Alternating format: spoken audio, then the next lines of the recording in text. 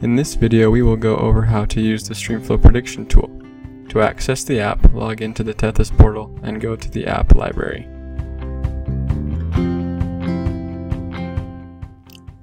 This is the app menu. To use the app, we can either select a watershed group or individual watersheds. For higher performance, look at one area at a time. After selecting the desired area, click View Watershed. The table of contents shows each watershed with its corresponding layers. Visibility settings can be set for each layer. Zoom into a particular stream and click on it. This brings up data for that specific stream segment. At the top, metric or English units can be selected. This shows the watershed and stream segment ID. The forecast comes from 51 different simulations, known as an ensemble.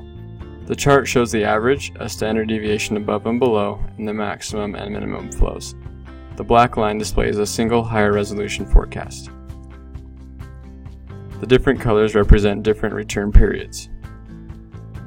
On the right-hand side, different layers can be turned on and off. Forecasts from the last week can be viewed as well. Hovering over the graph causes a toolbar to appear in the upper right-hand corner.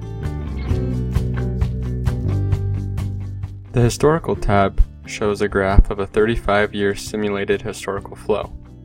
While not as accurate as observed data, it provides a means of computing return period flow rates and can be helpful in other climate change studies. The flow duration curve shows the probability of exceeding different flow rates. From the retrospective analysis, daily average stream flows are calculated. Monthly stream flows are also computed from the historical simulation. Here, different sets of data can be downloaded as CSV files.